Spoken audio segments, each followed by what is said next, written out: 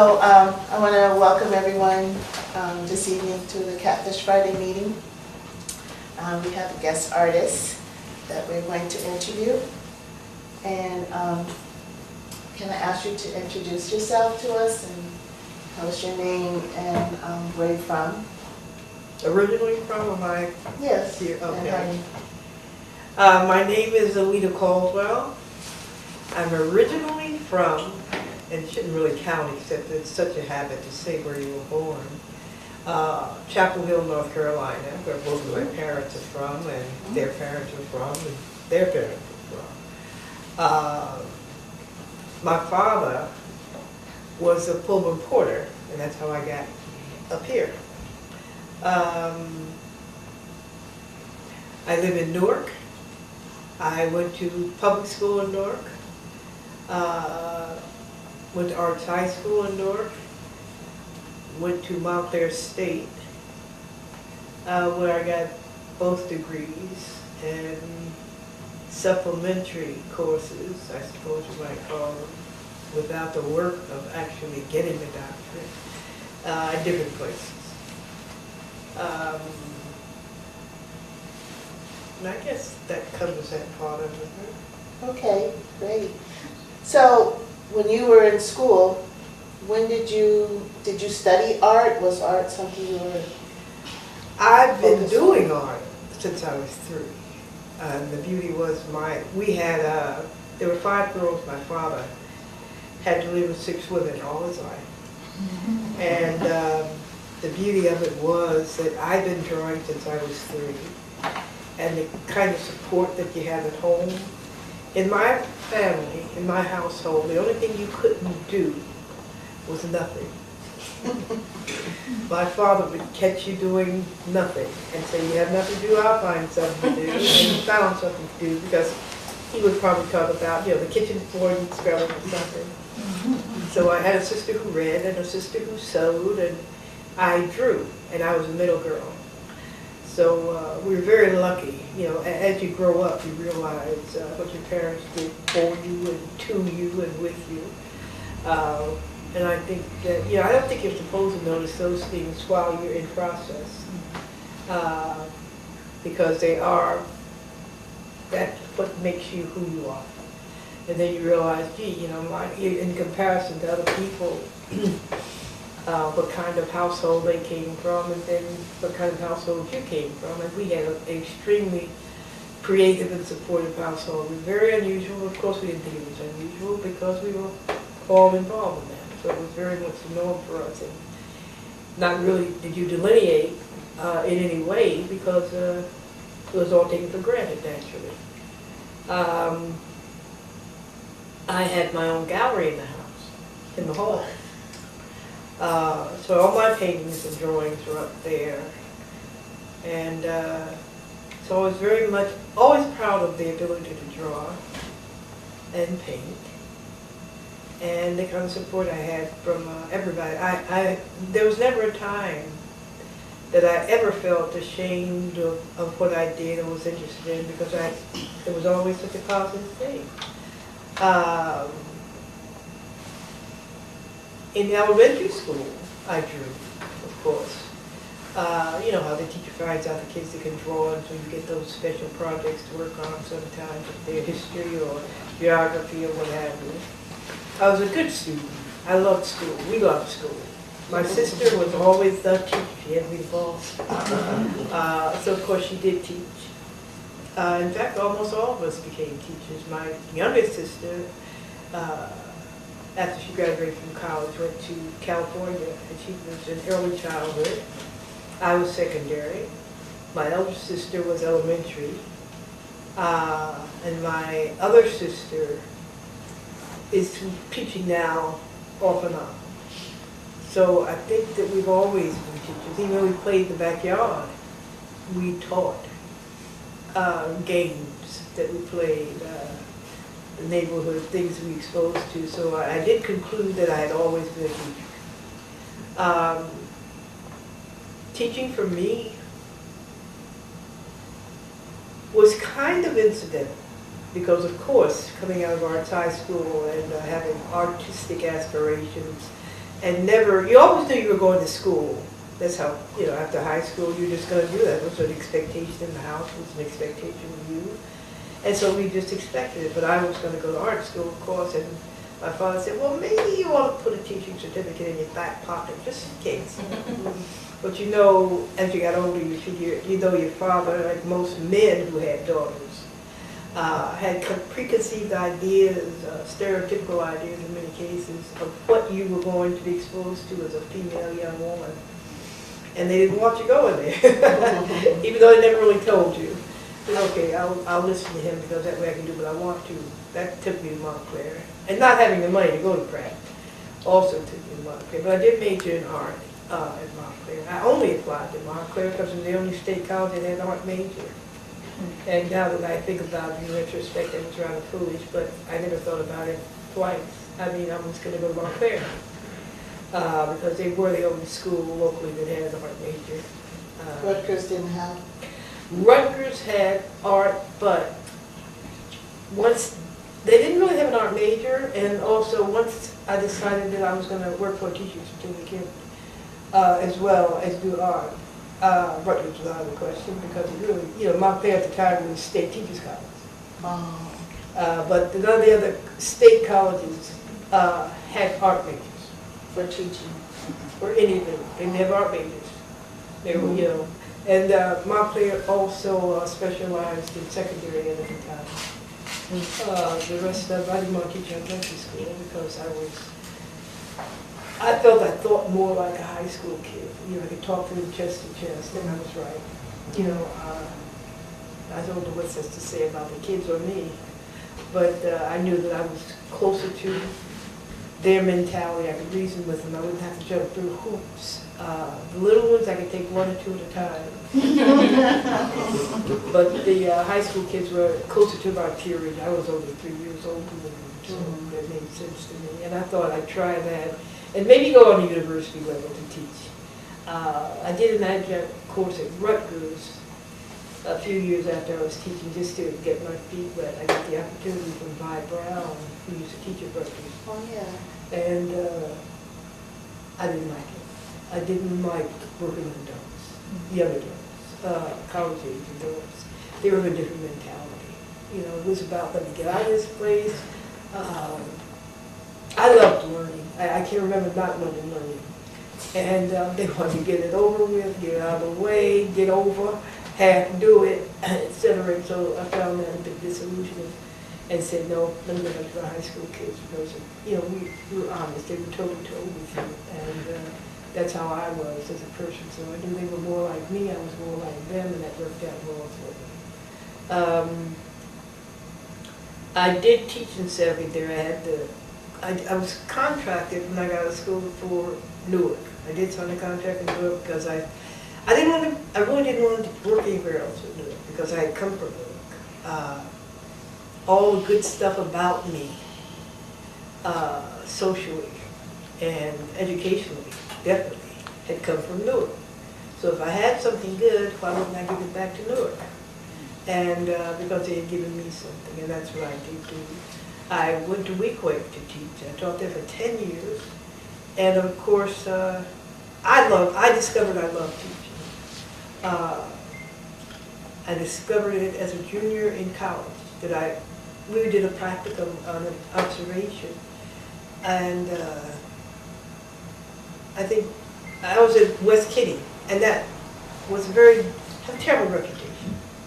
Even then, huh? And when I walked into the art class and watched the kids, and it was like the teacher had some kind of magic power over these boys. I remember he all had boys in his class. And I had never seen, well, first of all, I'm dealing with a mindset of a certain behavior that I had heard about, because I was from another part of town. And I didn't go to junior high. My mother didn't like junior highs, and I didn't go to junior high. And then you also realize really you have these prejudices because of what you heard and not what you experienced. And that's where I fell in love with teaching. I was like, you would Pied Piper or something. This guy was, the kids were all just marvelously quiet and peaceful, et cetera, and they weren't like that necessarily in other classes. So I taught it week. I loved it. I had a great time. But I thought maybe, after 10 years, I decided that I wanted to transfer to Arts High School because I would have the kids for 2 periods. Because week it taught me 1 period, you get your stuff out and you don't have enough time. You spend 10 minutes cleaning up, 10 minutes putting it out, and that leaves you 20 minutes of work time maybe. And that's why I asked for a transfer to Arts High. I got a transfer there. And I was in heaven as a teacher. And I think as a teacher, the marvelous thing about teaching art is that it allows you to share your passion. I knew I was passionate about art. I found out later that I was passionate about children and their education. And you give me those two, I was relatively quiet, except when those 2 subjects came up. I had a lot to say. And so I had 2 periods. That's why I was drawn to Arts High, because I had come from there, and I had 2 periods of art 3 times a day with my kids, which was just unbelievably marvelous in terms of what you could do. And then you had kids who wanted to come to school there. It was, they did take a test, admission test to get there. So you had kids who wanted to be there and not had to be there, because I had to convince my kids at Week that I can't draw. That was their mantra for a while. I don't like art. And I had to convince them that they could draw and that if they could do it, they liked it. So that wasn't really so difficult. I didn't think that was much of a challenge because I had them and we did lots of nice artistic things in our time, because you had kids that were supposedly a bit more interested in the arts. You could do all kinds of things with them because they were motivated to go across town in most cases, take this entrance exam for the school, and you figure you get a teenager to cross the street, you got it. So we had, you had all of these things that you could introduce to them. But in the meantime, they came with something for you too, because they had their own, by being interested singularly, they had their own things that they had been exposed to and seen. So it was a wonderful exchange. And it wasn't just a one-way street, that learning. They taught me, I taught them, we influenced each other. And by being a practicing artist and exhibiting artist, I get involved then in that part of my life. If it was local, I would invite them to openings and assign exhibits for them to see. And you're their role model too. If you do it, they want to do it. If they trust you and they like you, and I had a lot of that, and a lot of trust. And so they would come to my openings, so I would introduce them to that part of the world, and of course I got the chance to introduce them to other artists that I knew who might be exhibiting or just there to see my show. And that was a lovely experience, I think, for both of us. So I think we shared a lot. So teaching for me was really a grand thing. I'm going to touch the teaching because all the time I'm teaching, I can paint and exhibit too. And I did both those things. And just included, it was like a circle. You include the kids in all of that. All of that part of you. So they got to see you in school teaching and outside as an artist, and it all kind of melded. There was no distinction between the two. I got a big charge out of that because when my kids exhibited, like if they would have a youth art exhibit at the museum, etc., my friends would tell me, if I'd be teaching somewhere, I can always tell your kids and leave them because they all paint like you. And they would steal all of your personal symbology. Or your, if you would establish some kind of iconographic symbols in your work. And I thought that was really a kick. But it was a great experience. It was just a great experience working with those kids because I always knew that my personality was easier for them to pick up on. So that was never a problem. I taught for 38 years in Newark. And I never had a kid get in my face, curse me out, touch me, or anything. And you know, Newark gets a bad rap, of course, from a person like me, because it was such a delight to introduce them to things that you loved. And I think that's what teaching is all about. You know, that's where you get your high. Your high is not from not seeing them succeed. Although I knew teachers that had that need to be superior to their kids. I don't have that need. I have a very healthy ego. And I like the idea that they would get things and bring them to me and introduce them to me, or we could work out certain problems together, visual and otherwise, and personal in some cases, because there's all that, if there's not one little boy I have, his girlfriend was pregnant. And they would stay after school and talk to me and talk to you about things that I had. Prior to teaching, I thought I was a girl's woman. Once I started teaching, I found out that I was a boy's woman. My boys would come to me. I found out that I was a boy's woman. My boys would come to me with all their problems, and they would talk to me after school, and that always kind of surprised me, but I don't know, it shouldn't have, because I have more of a boy's character. There are no feelings on me. You know, I'm straightforward, I'm honest, I'm not coquettish or coy. I'm none of those things. That's why I say I'm a boy's personality. So they were attracted to me. My girls, I think because of that straightforwardness, they weren't attractive. As many girls were never attracted to me as were boys, because I am those things. And being a woman myself, there's certain things you don't really want your mother to know. And my girls saw me more of a mother figure. I think my boys saw me as a mother figure, but in other ways. You know, once you reach 30, they stop flirting with you, thinking you're 18. And so that wasn't much of a problem, because I was always very conscious of that and would just ignore it, like I didn't know what was going on. So that was never an issue. But when you're 21 and they're 18, they think that they're everything, and they have pressures on you, period. That was never an issue. But when you're 21 and they're 18, they think that they're everything, and they have pressures on you, period. It's just that simple. But if you pretend you don't get any of the signs, you don't pick up on anything, that you're stupid and ignorant, it goes away. Really goes away. But they were one little boy, as I was saying, would come to me. We still keep in touch. He has children, a wife, family. He lives in North Jersey, because boys that get attached to you are always treating you as if they're your father, brother. He had a girl. She was pregnant. He was asking me. He stayed after school. We talked for hours sometimes. And one day he came to me. He said, "Miss Caldwell, would you have been as calm in that discussion that we had if I were your son?" I said, "No way." There's just no way. I said, "I have a degree of objectivity with you." I said, I doubt it very much. I said, but it was good for both of us.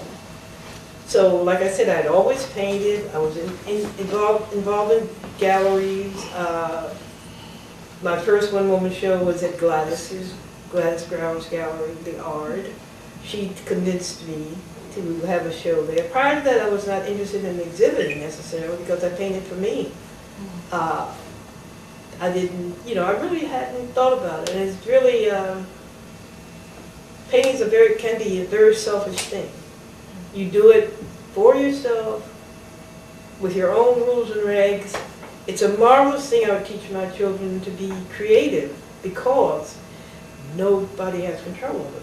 No one can tell you you're right or you're wrong. No, not something else, but after a while. And I think that's why they were so into it. I had some fantastic, I go to some of their exhibits now, and it's such a delight to see them still into their art, that they're painting and they're serious, because, you're talking about, my kids at Arts High came from middle class valued a lot of them, not all of them. Some of them were homeless and like everybody else. But their parents wanted them to be middle class professionals.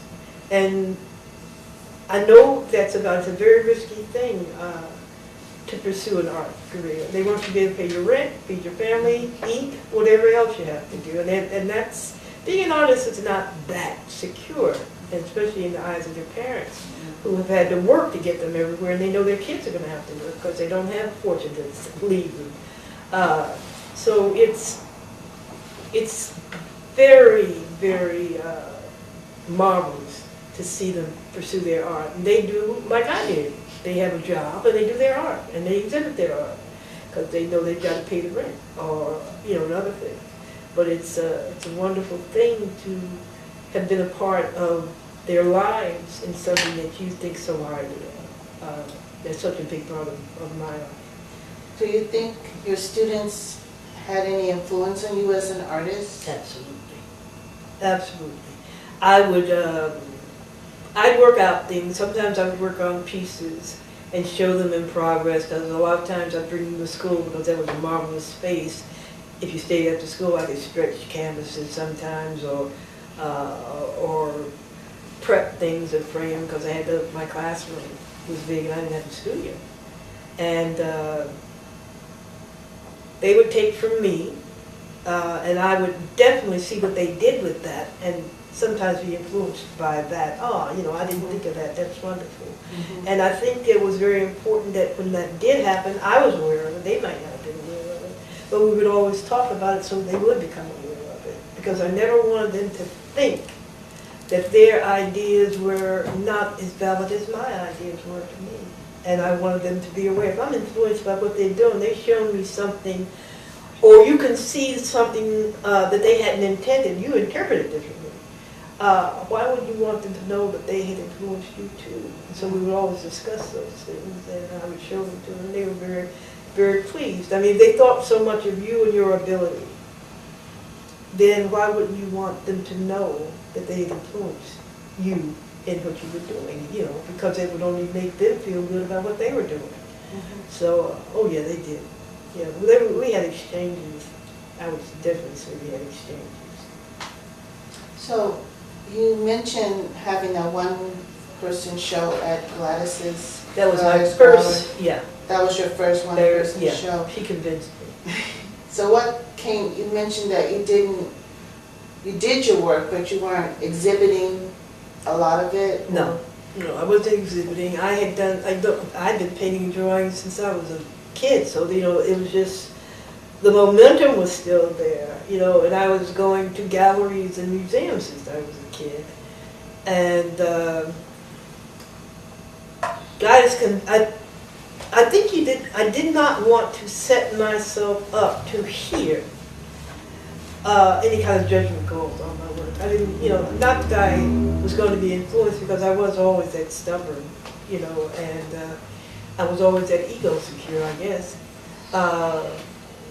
But I was not really ready, I didn't say ready in retrospect, to really expose my self and my, to everybody. I think that's probably the first big hurdle that any artist has to do, because your art is such a personal thing. Mm-hmm. And I don't know if you really want people to see that much of you. Mm-hmm. And then you realize they can't necessarily. Some can, yeah. And some will. They will see it and interpret it correctly and go to the heart of the matter. Mm-hmm. But it doesn't really matter, because once you take it outside of yourself and put it on a canvas, it no longer belongs to you anymore. Mm-hmm. Because it's a visual statement, right. And it doesn't belong to you. Right. That's true. So, how did your career develop? Did your career develop after that? You started to exhibit more after your first show? Yeah, we had Black Women in Visual Perspective was probably the greatest vehicle that we had. Gladys, I hung around a lot. Gladys and my mother, and now that we all both got gray hair, it behooves me to say that. raised their children about the same time. We lived a block away. But Mrs. Grauer was substituted in my elementary school sometime. And her eldest daughter and my youngest sister were good friends. They came up to elementary school together. They went to high school together. So I always knew the Grauers, you know. And she always knew Aunt Drew because she substituted at Petshine when I was going to school there. And so she really had probably kept an eye on me that I was totally unaware because we got to be, it was through the gallery, and as a young adult, that I got to know Mrs. Grauer again. And it took me years to stop calling her Mrs. Grauer, you know, like anybody who grew up with. Yeah. But she talked me into having a one-woman show there when she set up the art gallery on Bergen Street. And from there, she spearheaded a lot of activity.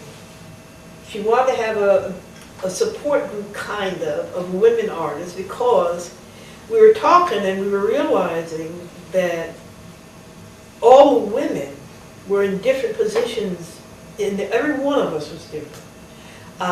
She was a mother with most of her children out of the house, who was babysitting for her granddaughter, who did not, at the time she wasn't working. She was home raising her youngest child. Then there was me, I was working full time. And so she started this group and she asked certain people in. And all of the women, there was Janet Pickett, who was a brand new mother, relocated from Michigan with a baby and a husband and a job at ECC. There was Margaret Kelly, who was a painter but worked for the county and had a son. And then there were single mothers, there were older mothers, there were working mothers, and she figured we would make a group so that the role that they had, that was their primary role, would not stop them from creating their art. And by understanding all of these positions, you know, I was single, then we created an organization where we sought out exhibition space and things, and we're a support group for each other to participate in that. We had to have at least one new painting for each exhibit we were in. You couldn't just keep doing the same thing all over again. And that was in the 70s, early 70s. And everybody to this day is painting and exhibiting. And we're still a group, but we no longer have to meet and make those decisions because everybody's independent, which is what it's all about. Right. And that's basically how I got, you know, involved in the group. The group thing was real important because everybody grew because of this. They would continue to paint. Mm-hmm. They would not stop painting because there was a motivation and a goal in the exhibits that were arranged for us. And Russell Murray, who was a very close friend of ours, Gladys and mine. Russell got involved with us, and he wanted to be a member. I said, no problem. You don't mind that you call black women, and, you know, respected. And he said, of course not. If you know Russell, you know he meant. He didn't care. So he really was a member of our group and exhibit with us sometimes. And he was a great deal of inspiration and support. Very, very, very supportive. There were things we couldn't have done without Russell. And that's really where a lot of the activity came from, you know, in terms of the collective thing. There was it was impetus to paint because you knew you couldn't get away with just painting stuff and using them, recycling over and over and over and over again. And that was very important to all of them to create new work, because otherwise you're stagnant and you die. Mm-hmm. And that's how we kept exhibiting, and I think that got us all into the position where we could independently do these things, where they were one-woman shows, which they did another group collective show.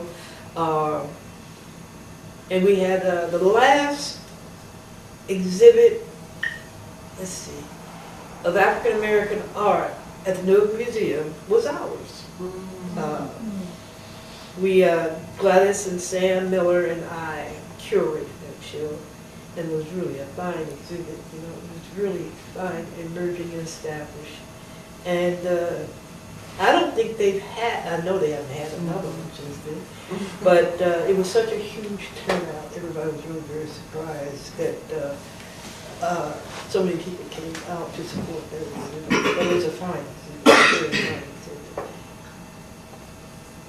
So, where's your artistic practice today?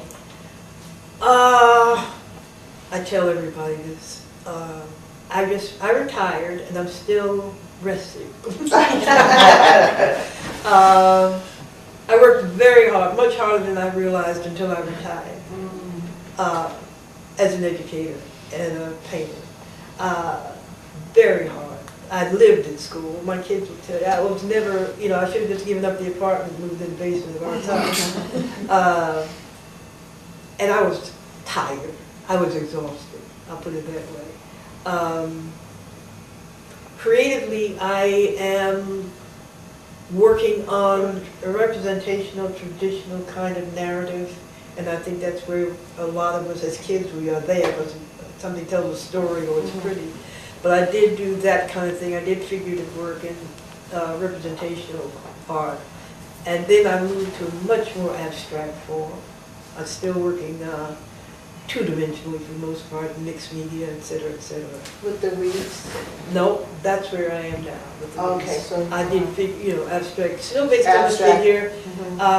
Women's art, making women's statement. I have very strong feelings about that, but even though the paintings and the drawings were very abstract and in many cases very subtle with the statement, but it was basically, my iconographic symbol was a circle. And everybody knows that a circle is non-ending and it's, you know, evolutionary in terms of women being that circle to me since time began, whether you're into a theological aspect of women or Darwinian. We, I feel, are totally responsible for civilization and society in that we're not given credit for, women are not given credit for it throughout history because they're women and men are stronger and bigger and they write the books. But I do think that, you know, we are the ones that nurture the husbands and the sons and the fathers in terms of allowing them, quote unquote, we allow them to be what they have been and become, to think that they are responsible for everything. do you think we're enabling them? Oh, definitely. That's without a doubt. And that was where I was. Now I'm working on wreaths. And that came out of, I made a wreath for my sister's door one Christmas. And it was just a process of making it because I didn't like the reason. And then I said there are only historically significant wreaths that we're all pretty much familiar with. One is a Christmas wreath, and the second historically has been a funerary wreath, which, you know. And I said, well, I can make statements with a wreath, still using my iconic circle, to say anything I want. And I think the first one I made was, I can't remember the title of it now, it's backed up at home, but I had been very, very, very ill for a short period of time. While you're still working? Well, no, I had retired, of course. I've never been sick a day in my life until I retired. Okay. And so I had to get back to doing my art. And because of my mobility was impaired, I couldn't go out like I wanted to. My sisters were hovering over me like which I wasn't used to at all because I'm a very independent person and really like to be left alone. I always felt I had a huge pedagogical complex. But I started working on these wreaths and I could make these marvelous statements. The one that I made was the one for Obama, which was when pigs do fly. when he was elected, because I had no faith in him being elected. I just didn't believe it was going to happen in this country, in this period. And then I had made several that were, I was working on one for my father, and there were things that I needed that it took me years to collect. I haven't made that brief yet because I couldn't find the Old Spice bottle that he used to use, ceramical. Yeah. And Russell found it for me. And then there were other things, like he wore argyle socks and he smoked pipes. And all these are things in a circular, so don't paint them. I actually have those things. And I make social and political statements, and it's great fun. It's fun because some of them are very light and whimsical, and some of them are very heavy and very dark in terms of the subject matter. They're historical and political, personal. But there's a never-ending supply of themes and things that I can do with this, and they're not. And that was because I really couldn't get up and down the stairs so much and get the paint and go here and there. And so that's when I got into it, and I love them, and the ideas came so fast that I had to write them down, so I'm still working on my You wrote them down? Yeah, So you I had to write the ideas down. Yeah, I've done several books, and that's coming up. What's your armature for your wreaths? I'm trying to visualize. Wreaths? Just pencil? Yeah, some of them are I did one that's a briar wreath. It's not very big for obvious reasons. It's about this big, maybe, Most of them are like that. This one is a briar. It's which reminds you, of course, whether you're I'm not an organized religious person, but if you read the Bible or you wear certain things, it reminds you of the crown of thorns. But in that, you have it's black. The whole thing is black with bars, and in back of the bars in the wreath are clothespins with a round head, which I painted black, and they have little targets on some of them, bullseyes on some of them. And that one's entitled "We're a Fox, We're a Bear." And I think maybe just those two in the rabbit patch. Now, that's significant because we have a ridiculous, I can't even come up with the percentage of black males in jail. And these are young men, of course I'm dealing with young men most of the time. And as black young men, they have a target painted on them anyway. So with the briars of the patch, and then these figures behind bars, and it's completely black, it says a lot, It says a lot to me. And all the symbols says a lot, the darkness as well as the blackness of it.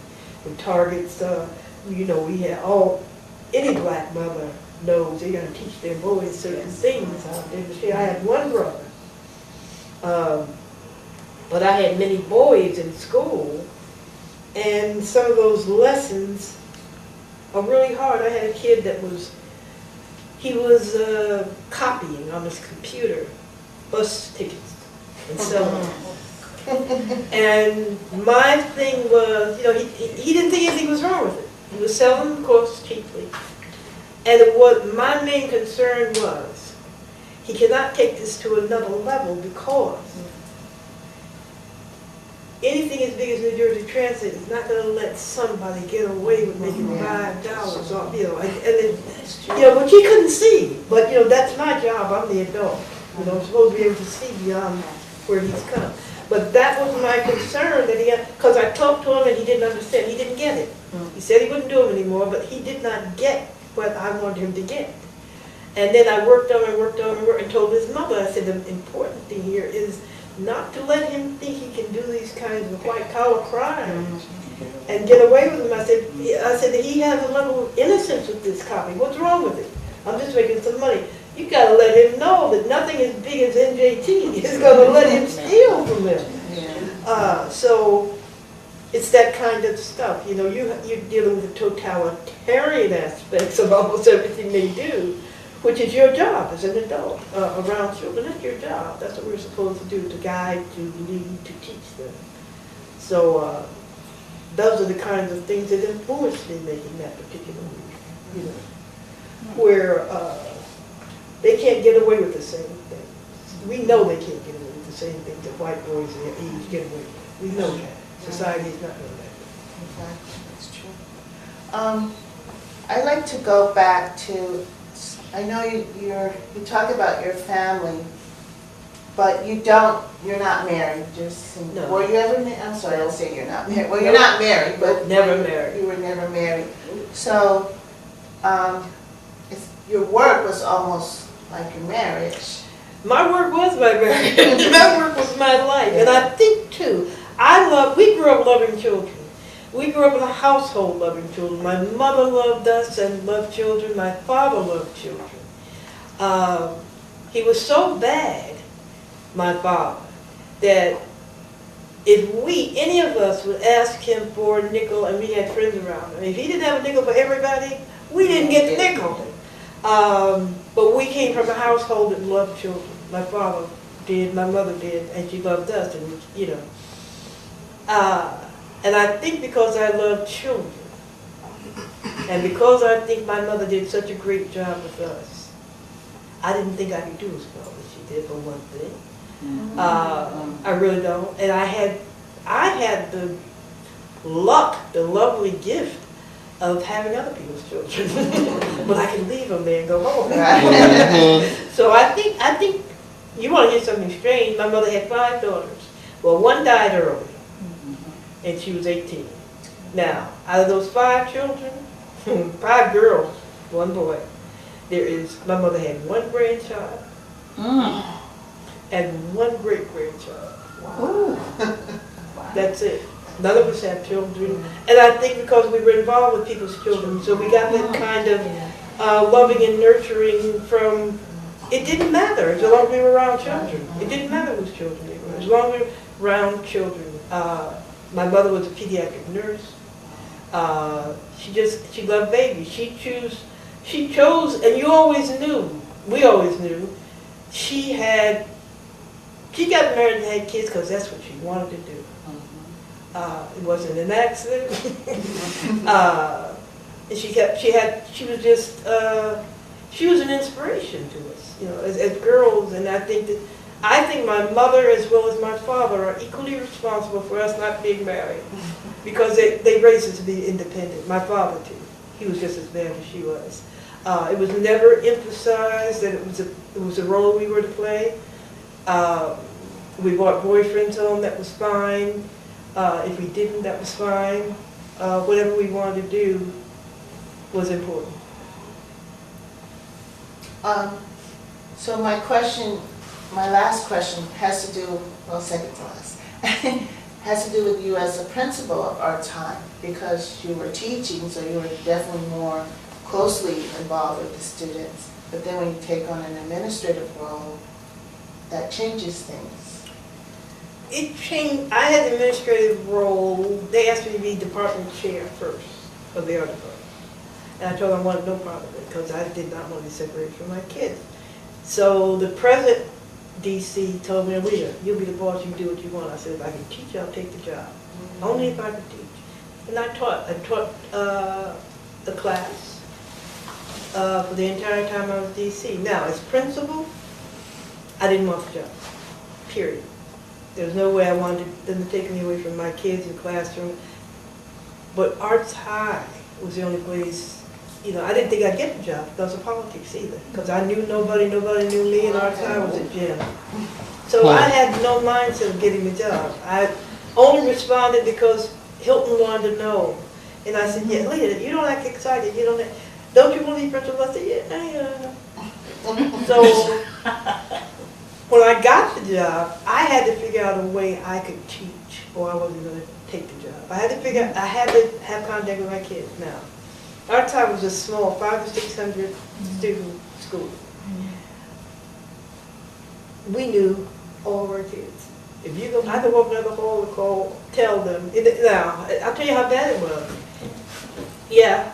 No, I just wanted to share a story. When I went there, I graduated in '91, and I remember it was one day, I guess it was one of those days where the seniors had a cut day. It was when all of the schools, the USO was doing the sit-ins and stuff, and so we was like, well, we're going to leave out. And so it was one day we was running around, well, out in the hallway, and it was one student named, I don't know if you ever remember him, Stephen McCaffrey. And we're walking, and Mr. Gentile, he came out and he was like, Stephen McCaster, and he was like, how do you know my name? And it was like, he knows everybody's name. Every kid's name in school. I think he had a photographic memory. Yeah, I was like, and oh then my when goodness. he retired, we had to pick up the task because that was the expectation of the kids. So we knew every kid's name almost in that building. I was never as good as Al because I didn't have a photographic memory. And one day in audit assembly, that was the most frightening thing about being a principal to me, very personal, that I could have the entire school in that assembly with nobody else in there. And 2 times is all I would say, can I have your attention, please? And then that place was quiet. That scared the hell out of me. that was the high, but that was the beauty of it. I taught a class as principal. Wow. I would slide down to the basement and teach a painting class. Wow. Yeah, every day, every other cycle. And as long as I could teach, I was happy. But that's when the Dodge Foundation found out me, Scott. I knew Scott McVeigh. He was like the educational director. And he said, no, we've got to they wanted me to get this grant. They gave out these Dodge grants to teachers, art teachers and stuff.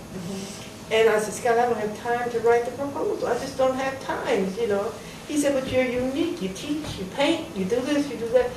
And I said, I don't have time. He said, just sign your name to this and we'll give it to you. And that's what I did. I did sign my name So you're a Dodge fellow. So I'm a Dodge fellow. I'm a Dodge fellow.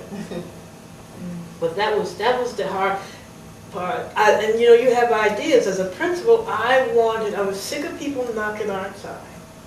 And that, it's not like it used to be. What is? And it was not what it should have been. That upset me. Because I had kids as talented as they were when I was there. But I was upset at some of the things I saw. I didn't like the fact that they were teaching my kids, and I'm very possessive, that they were better than other kids. Because, they would come up with, but that was a control factor. Right. And I would tell them, how can you be a better kid at Central when they're your brothers and sisters? And they had never looked at it that way. But that was a thing they would teach them to keep the kids in control since they couldn't control them, And I hated that. I put an end to that when I became principal. And they could do more things, than they were letting the kids do. It was a lot of it had to do with fear. That kids were going to get out of hand, et cetera, et cetera, et cetera. But I didn't have those kinds of problems. I had an assembly, and that was memorable too, where I was in the auditorium and we were talking about something, and one of my kids was being rude, and I stood up now on the stage. I'm at the dais talking to everybody, and called that kid's Marcel, stop that bow. In the whole auditorium, he just stopped. That's a lot of power. That's a lot of power. But they knew you knew who they were. They knew you knew that they were very proud of the intimate environment, and we just taught them to have a lot of pride in who they were and where they were and what they were a part of. And I was just basically honest with them. And they felt very close to me. They would call me, and it was a very personal and private, they trusted me with themselves, and you can't be any more flattered than that. You can't be. one of my little girls was being sexually abused at home, and she came in, and she was telling me about, we had suspected it, but we couldn't do anything, because she came into me one day and told me in the morning, and I said, well, she only wanted to talk to me. And I said, well, we're going to call diapers, et cetera, because you told us. You know, so she said, fine. So they came, they sat down, she wanted me to sit with her. I sat with her, of course, and then we wanted to do something or go somewhere, and she said, I only want this call all the time. So that kind of, to hand that kind of trust over you from a kid, you have to respect that. You know, you have to respect that. My kids respected me. They were never, a couple of minor incidents, but nothing of any importance to me, and I didn't even notice them until somebody pointed them out. But they were very, very respectful, and I was very respectful of them, who they were and what they were. You know, they were children to me, in that limbo place of being an adult. They didn't want to be treated like children, and they deserved honesty, and that's the best I could give them. So I had a good career. I had great kids, and I had a good time, but I did work very, very hard. Yes, I'm sure you did. I'm sure you did. Well, my final question, which you kind of touched upon it, but just in terms of you're retired as a teacher, so where do you see your career going? I just, you know, there's certain realities. I had a lot of help with my career that I don't have now. I will still be creative, but I do not have the energy that I used to have. I do not have the wherewithal that I used to have. I can't rip and run and love and carry and like I used to do. I don't even believe some of the things I did. I don't know what the hell do you do all of that. But I did it. I exhibited, I rapped, I delivered, I picked up, I went to openings, I supported all my artist friends who, you know, exhibited. But you realize you can't do that anymore. So I will continue to work, and I will continue to selectively deal with exhibiting, because that's important to me now. You know, this stage of my life, that's important. But the creative part is the most important. Right. I think so. I'll continue to do that. Great. Thank you. Thank you. So I'm going to open this.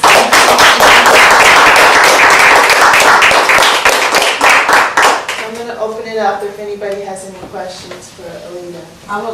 You was telling me, where is it, you was working with Jan Pickett? Yeah, she taught at Essex County. Right. Were you familiar with Florence Stack? Very. She was in our women's group too. Yes. Are you in contact with her now? I know she went upstate. She's upstate. We had a 30th exhibit, 30th anniversary exhibit in Morristown, and that was the last time I saw Florence. That was about maybe 4 years ago. 4 years ago? 4 or 5 years ago. Yes, she was a great inspirational professor to me, and at that time I was preparing myself to travel abroad, which was in West Africa for the summer, and she was one of the professors that helped sponsor me. Oh, I know. Yes, to travel to West Africa, and I've been reaching out to her, and I kind of know how her personal right is. And I just wanted to just get in contact with her, and I even went online. Right. And I think Gladys had, you know, shared some information with me about her. Right.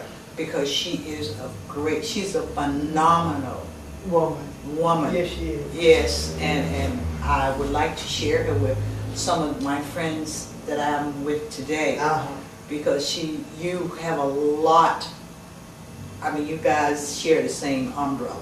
Because that's why I asked. I said, but she sounded like she was with Florence, so that's why I asked. How nice. That's very flattering. Yeah, it is. You guys share the same umbrella, and you were inspiring. At that time when I was young, I didn't know what I wanted to do, and I was doing it, and she made me aware of what I was doing. But she was great. She was a great professor. She's a good person. She is a very good person. Okay, so the next time I talk with her or get a chance to meet with her, Absolutely. Please tell her hello for me. I will. Okay? Thank you. Mhm.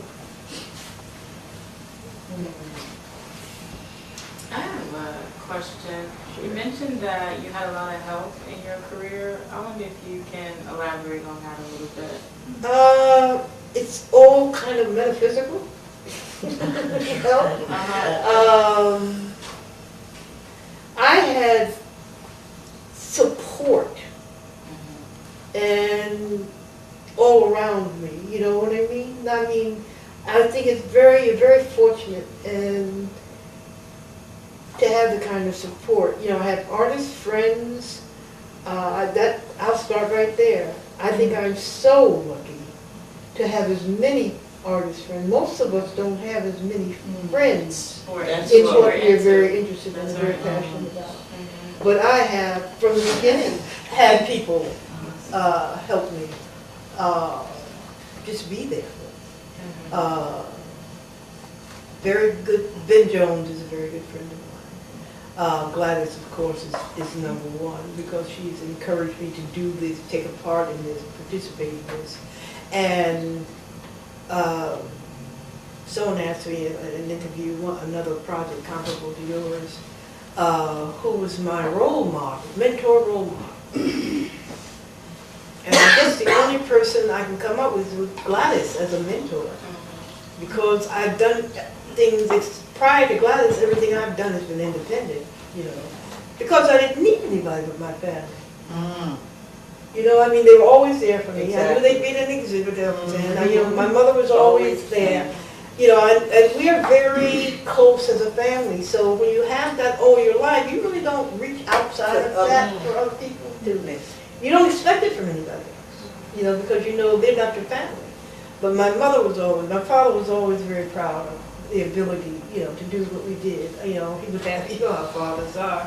He would have you, if his friends at the bar needed a sign, well, my daughters would do that. Yes, sign it. You know, I would make a sign. Yeah.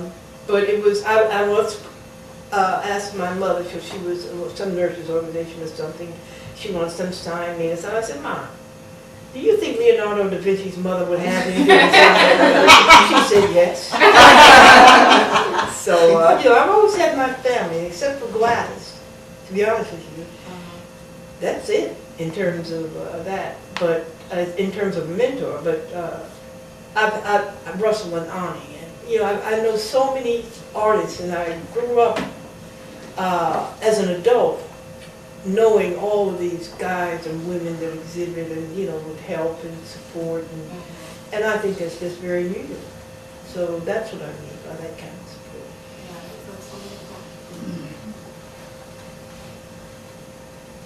Any more questions? I'm sure you have something. I got a lot of them. I'm like talking, that's not you. No, I think the biggest thing, comment, really mostly I want to say is that one of the statements you made was kind of hit me in a different way when you said, you know, as an artist, and it doesn't matter what kind, whether it's fine art or writing or whatever, it is a very vulnerable thing, and you know, once you put it out there, it's like, you know, it's like, oh, okay, you know, what are people going to say, what are they going to do, they're going to really understand it, or this, and that. And it's a different way to kind of look at it, to say, like, once you put your art out there, it's no longer yours. And it that kind of like hit me in a way where it's like you're able to kind of like let go of it a little bit. That's a part of the growth. That's a part of the growth process. It's Yeah. not that easy. It's not easy, no, but for me, it resonated with me because even through my years of like when I first started like doing poetry and stuff, and initially I did it for just for some personal emotional salvation, and then when someone, oh, this is good, you should X, Y, and Z, and then I battled with, well, I wrote this for myself to get through some things, but if I'm doing it to perform for people, then it's not the same, and this, and that, and you know, for a minute I did a little bit of spoken word and all that back in the day, and I just became like, just afraid, like that vulnerable thing. And then when it got into, and I know I'm speaking about the writing art, but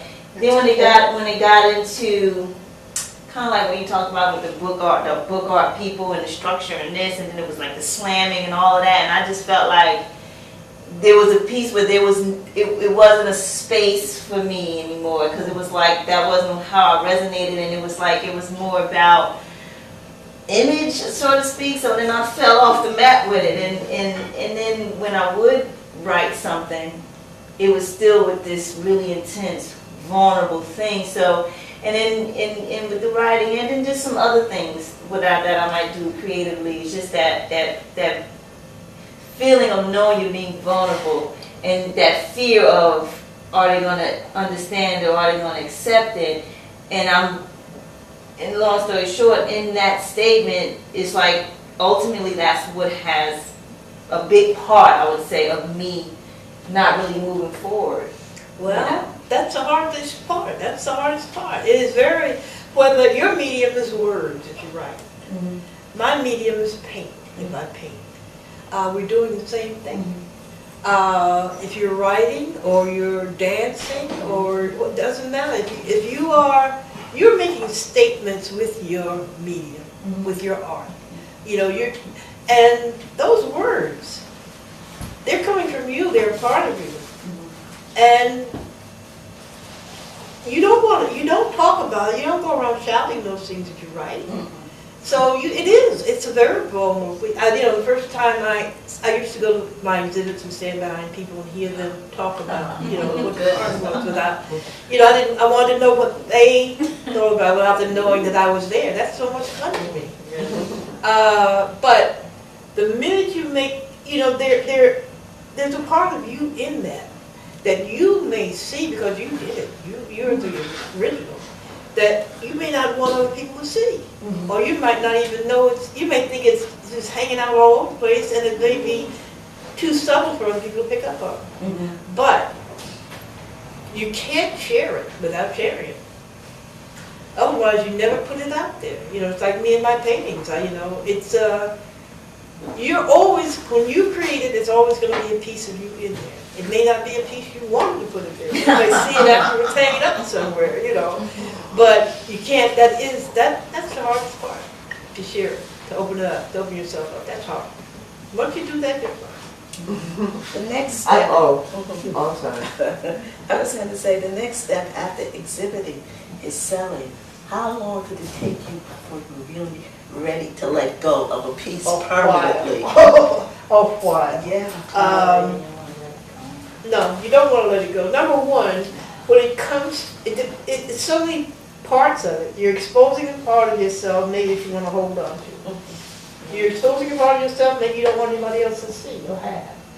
You've conquered something maybe that it took you a while to get there. Yes. And you want to hold on to it. Yes. It's like you're doing it for a while. I couldn't sell, I couldn't sell my best pieces. And I've been offered pretty good money. But they're just so personal sometimes. They're like your children. You cannot let them go. But then as time goes, and you're in another stage of your development, you can let that go. But it took me a while. I was telling the university, I don't know why you exhibit. Selling it at the beginning. But I got better. I got better. Now I think I'm at a great point now, really, because they come pretty fast, the ideas and stuff. So you still get attached to work that is significant to you. Nobody else may know why it's so significant, and it makes it hard to sell. Yes. I wanted to know, would you consider all your works the best work you could do? I mean, like, I had a problem with, like, if I didn't like it, if I made something, if I didn't like it, I couldn't put it out there because my name was going on it.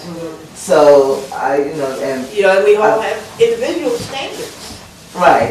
If it's not good to me, it's not good, because I'm creating it. I'm the final judge, Right. And I won't exhibit what I think is a bad piece of work, and I won't sign what I think is a bad piece of work. And people will offer you money for it. Oh, I like it.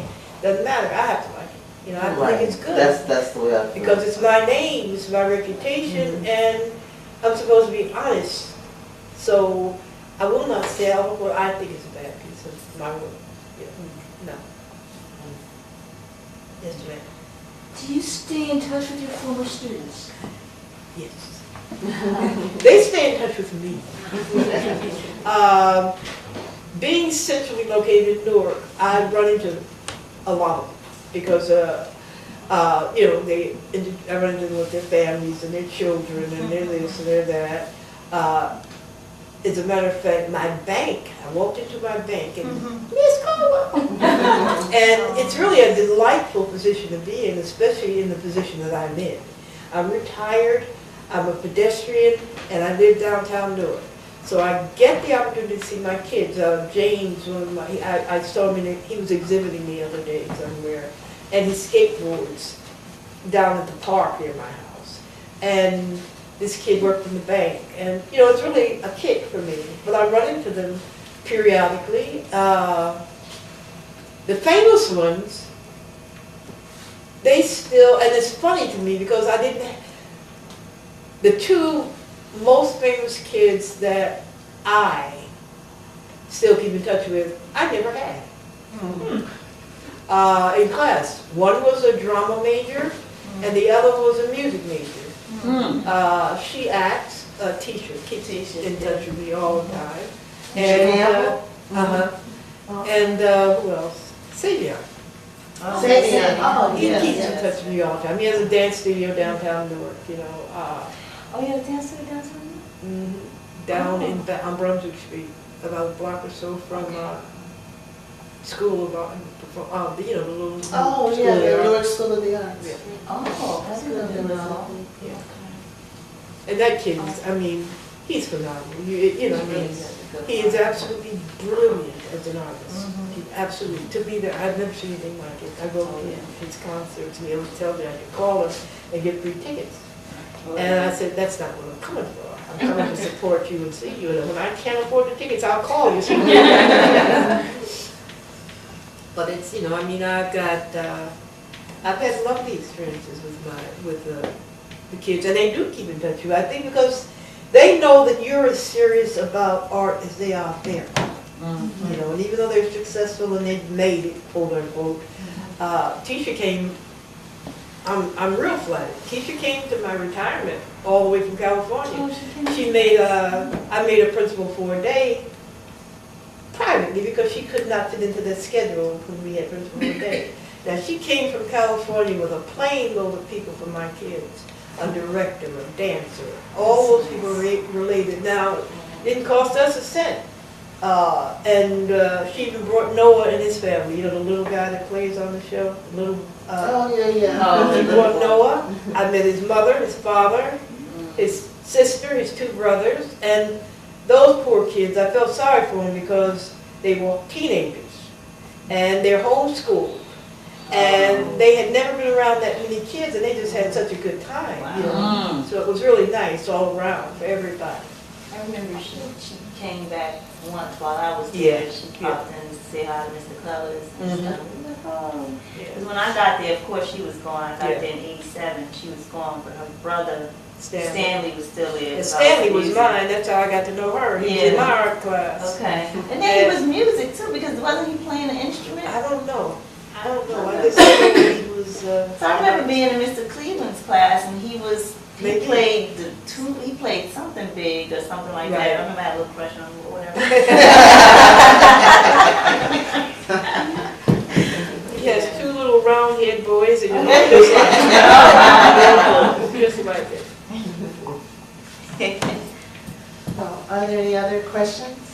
Okay, so we'll close our interview, and thank you so much. Thank you.